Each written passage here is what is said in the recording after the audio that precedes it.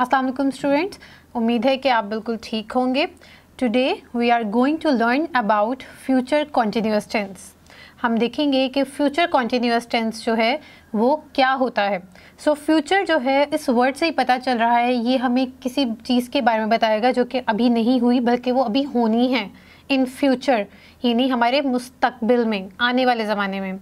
तो ऐसा टेंस जो कि हमें हमारे फ्यूचर के बारे में बताएगा और कोई ऐसे काम के बारे में बताएगा जो कि फ्यूचर में कॉन्टिन्यूटी के साथ हो रहा है, उसको हम कहेंगे कि वो हमारा फ्यूचर कॉन्टिन्यूअस टेंस है। अगर हम इसकी उर्दू में पहचान या आइडेंटिफिकेशन देखें कि हम किस तरह से पहचानेंगे कि कोई सेंटेंस जो है वो हमारा फ्यूचर कॉन्टिन्यूअस टेंस है, तो उसके एंड पे रहा, होगा, रही, होगी या रहे, होंगे आएगा। और इंग्लिश में इसकी पहचान ये है कि इंग्लिश में जो है इसमें हमारी जो वर्ब जो लगी होगी, जो हमारी हेल्पिंग वर्ब होगी, वो होगी विल बी या शैल बी। ओके और इसमें भी मैं आपको ऑलरेडी बता चुकी हूँ कि जो हमारा कॉन्टीन्यूअस टेंसेस हैं इनमें हमेशा हम फर्स्ट फॉर्म लगाते हैं और फर्स्ट फॉर्म के साथ हम ing ऐड ऑन करते हैं।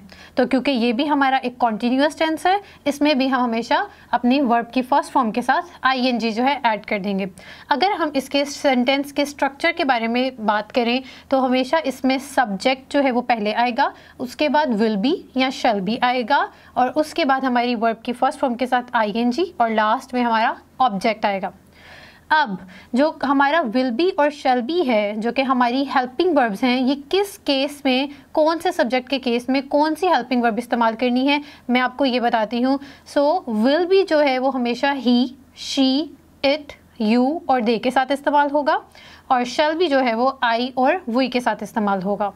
ओके हमारे पास फ्यूचर कॉन्टिन्यूअस टेंस में तीन तरह के टेंसेस जो हैं वो पाए जाते हैं, यानी इसकी तीन तरह की फॉर्म्स हैं।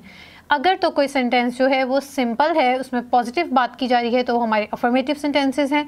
अगर किसी में हम नेगेटिव बात कर रहे हैं, यानी हम बता रहे हैं कि ये काम नहीं होगा फ्यूचर में, तो हमारे पास नेगेटिव सेंटेंसेस होंगे। और अगर हम किसी से पूछें कि क्या ये काम होगा, तो उसके लिए हमारे पास इंट्रोगेटिव सेंटेंसेस हैं। First of all just have a look on affirmative sentences. Affirmative sentences में हमारे पास फर्स्ट एग्जांपल है, he will be reading a book.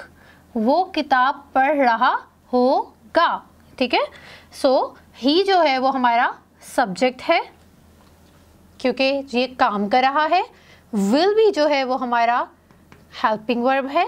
Read हमारा मेन वर्ब है और रीड के साथ हमने ing लगाया है क्योंकि हम ऑलरेडी डिस्कस कर चुके हैं कि हम फ्यूचर कॉन्टिन्यूअस या किसी भी कॉन्टिन्यूअस सेंटेंस में अपना फर्स्ट फॉर्म के साथ ing ऐड ऑन कर देते हैं। और बुक जो है, क्योंकि वो बुक पढ़ रहा है, बुक पे काम हो रहा है, लिहाजा ये हमारा ऑब्जेक्ट है।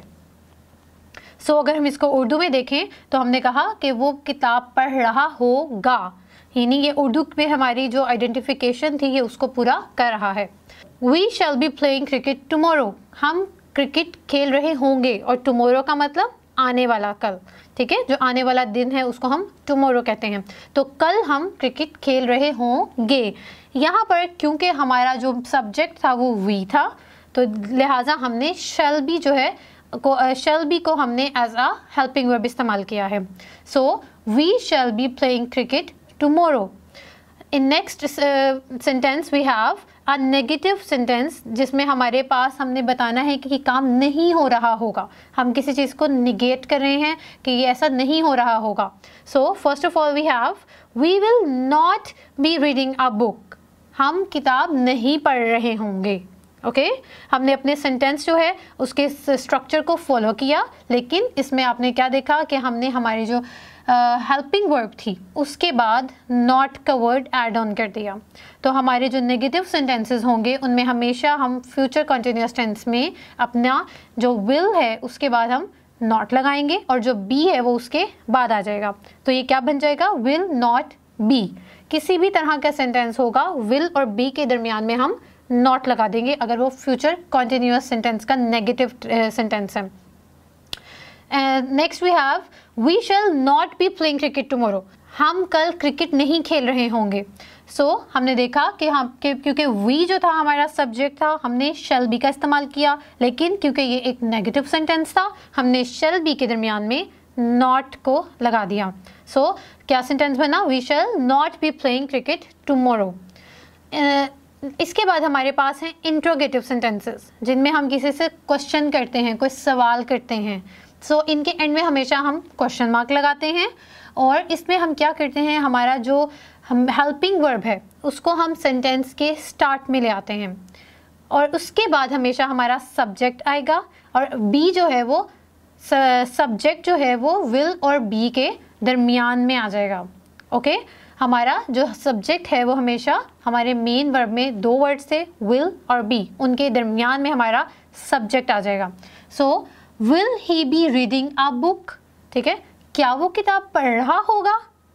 शैल we be playing cricket tomorrow, ठीक है। अब इसमें भी क्या हमने किया, शैल जो था उसको हम सेंटेंस के शुरू में ले आए, हमने उसके बाद अपना सब्जेक्ट लिखा, और बी जो है वो हमने उसके बाद लिखा, ठीक है। क्या हम कल क्रिकेट खेल रहे होंगे। Will she be going to Karachi tomorrow, ठीक है। यहाँ पे क्योंकि शी हमारा सब्जेक्ट था, that's why we have used will, और क्योंकि हम क्वेश्चन कर रहे थे तो हमने शी को यानी अपने सब्जेक्ट को विल और बी के दरमियान में लिख दिया।